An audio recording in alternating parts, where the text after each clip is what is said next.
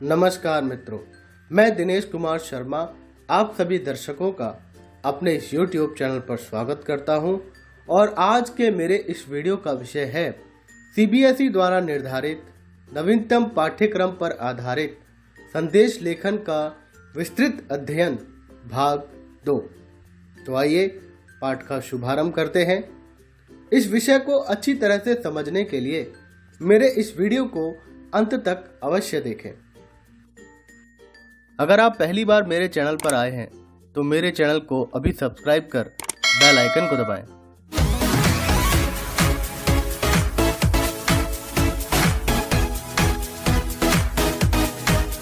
इससे पहले वाले वीडियो में हमने संदेश लेखन के इन बिंदुओं पर पढ़ाई की थी, तो आज हम उसी श्रृंखला को आगे बढ़ाते हुए संदेश लेखन के अन्य बिंदुओं पर अध्ययन करेंगे।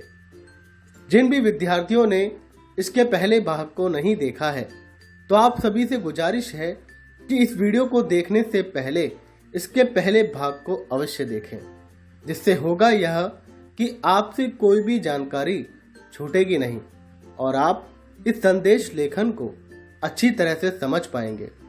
इस वीडियो का लिंक आपको यहाँ आई बटन पर दिया गया है। अगला बिंदु है संदेश लेखन करते समय ध्यान रखने योग्य बातें कौन कौन सी हैं। पहला पॉइंट है, संदेश हमेशा बॉक्स में लिखा जाना चाहिए।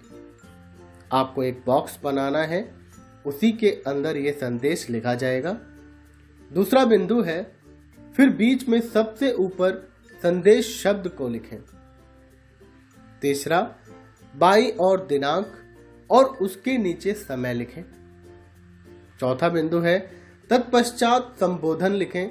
जिसको भी आप संदेश लिख रहे हैं, आप उनको संबोधित करते हुए शब्द लिख सकते हैं, जैसे प्रिय, मान्यवर, आदरणीय आदि। पांचवा है, मुख्य विषय का वर्णन करें और अंत में संदेश लिखने वाले का नाम अवश्य लिखें, अर्थात प्रेषक का नाम लिखें। छठा बिंदु है, संदेश सरल एवं स्पष्ट भाषा में लिखा जाना चाहिए। सातवां बिंदु है, अगर आप चित्र का उपयोग करना उचित समझते हैं तो आप विषय के अनुसार वहां पर चित्र का प्रयोग कर सकते हैं। आठवां पॉइंट है, संदेश लेखन में विषय के अनुरूप शायरी, श्लोक, दोहे, तुकांत पदों का प्रयोग करना चाहिए। अगर आपको ये सब चीजें आती हैं तो आप इनका प्रयोग कर सकते हैं। नवा है, संदेश लगभग 30 से 40 शब्दों का ही होना चाहिए। इससे ज्यादा शब्दों का प्रयोग इसमें नहीं करना है। अगला बिंदु है, संदेश में रचनात्मक और सृजनात्मकता होनी चाहिए। अगला बिंदु है, संदेश सरल व संक्षिप्त शब्दों में प्रभावशाली व विषय के अनुसार लिखा जाना आवश्यक है। 12वां बिंदु है, संदेश के अंदर इधर उधर की बातें न लिखकर केवल विषय वस्तु पर ध्यान देना अति आवश्यक है। और अगला पॉइंट है कि संदेश विषय के अनुरूप गद्य या पद्य दोनों में लिखा जा सकता है। आगे चलते हैं। CBSE द्वारा संदेश की शब्द सीमा लगभग 30 से 40 शब्द रखी गई है तथा संदेश के लिए कुल 5 अंक निर्धारित किए गए हैं, जो कुछ इस प्रकार हैं। समय एवं तिथि के लिए 0.5 अंक, संबोधित व्यक्ति तथा विषय विस्तार के लिए 2.5 अंक, शुद्धता एवं धारा प्रवाहिता के लिए 1.5 अंक और प्रेषक का नाम लिखने के लिए 0.5 अंक रखे गए हैं। अगला बिंदु आता है कि संदेश लेखन के अंग कौन कौन से हैं। अंग इस प्रकार हैं। सबसे पहला है शीर्षक, जिसको भी आप संदेश लिख रहे हैं उसका शीर्षक क्या है। फिर दिनांक, फिर समय, इसके बाद संबोधन, फिर मुख्य भाग और अंत में प्रेषक का नाम। आइए अब चलते हैं संदेश लेखन के प्रारूप पर कि संदेश लेखन कैसे लिखा जाता है, उसका क्या फॉर्मेट होता है आज हम आपको यहाँ दिखा रहे हैं। औपचारिक संदेश लेखन का प्रारूप आपके सामने ये रहा। सबसे पहले आप एक बॉक्स बनाएंगे, ऊपर संदेश लिखेंगे कि आप ये संदेश किसके विषय में लिखा जा रहा है।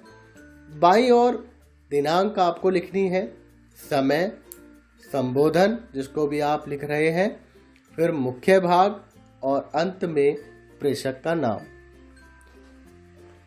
आइए अब चलते हैं औपचारिक संदेश लेखन के उदाहरण पर। एक उदाहरण आपको यहाँ दिया गया है। उदाहरण इस प्रकार है। क्लर्क का कार्यालय, ऑफिस से समय से पहले जाने के संदर्भ में प्राचार्य को 30 से 40 शब्दों में संदेश लिखिए। अब संदेश इस प्रकार है। प्राचार्य को संदेश, दिनांक 12/2/21, समय 10 बजे प्रातः। महोदय, श्रीमान, मेरे घर से फोन आया था कि मेरे बालक को बहुत तेज बुखार आ गया है, इसलिए मुझे शीघ्र घर जाना पड़ गया। छात्रों के पंजीयन की फाइल बड़े बाबू को दे दी है। क ख ग। इसी प्रकार अनौपचारिक संदेश लेखन का प्रारूप देखिए। सबसे पहले संदेश, फिर दिनांक, समय, संबोधन, मुख्य भाग और अंत में प्रेषक का नाम। चलिए आइए देखते हैं कि अनौपचारिक संदेश लेखन कैसे लिखा जाता है। तो वो इस प्रकार है। दीपावली भारत का एक बहुत बड़ा त्योहार है। अपने मित्र को शुभकामनाएं देते हुए 30 से 40 शब्दों में संदेश लिखिए। तो सबसे पहले आपको एक बॉक्स बनाना है और सबसे ऊपर लिखेंगे आप मित्र को दीपावली पर शुभकामना संदेश, दिनांक 2 जुलाई 2021, समय 11:30 बजे। प्रिय मित्र, दीप जलते रहें, मन से मन मिलते रहें, गिले शिकवे सारे दिल से निकलते रहें, सारे विश्व में सुख शांति की प्रभात ले आए, ये दीपों का त्योहार खुशी की सौगात ले आए। विनय। अब यहाँ पर देखिए, यहाँ पर एक शायरी के माध्यम से संदेश अपने मित्र को दिया गया। आप भी इस प्रकार कर सकते हैं। ऐसे ही कुछ और उदाहरण हम यहाँ पर देखते हैं। अपनी छोटी बहन के जन्मदिन पर उसे एक बधाई का संदेश 30 से 40 शब्दों में लिखिए।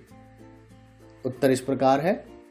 छोटी बहन के जन्मदिन पर बधाई संदेश, दिनांक 18 फरवरी 2021, समय 12 बजे।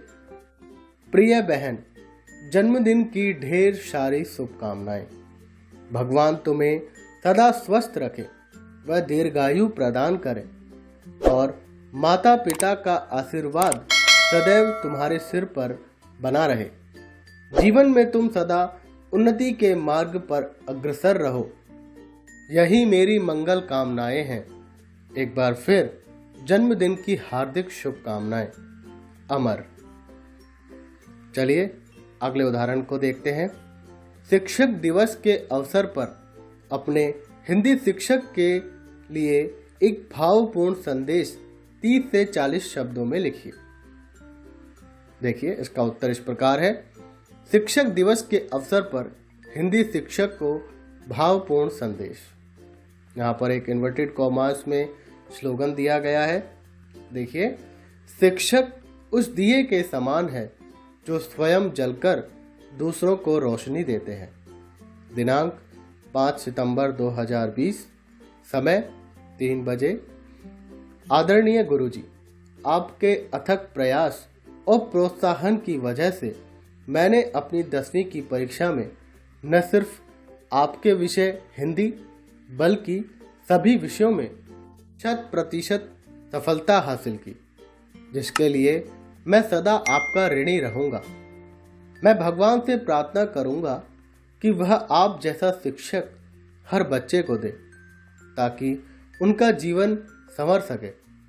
शिक्षक दिवस के इस पावन अवसर पर आपको ढेर सारी शुभकामनाएं। श्याम चावड़ा। शेष जानकारी के लिए देखें संदेश लेखन भाग 3। अगर वीडियो से लाभ हुआ हो तो इस वीडियो को अभी लाइक कीजिए और अपने दोस्तों तक इस जानकारी को शेयर कीजिए।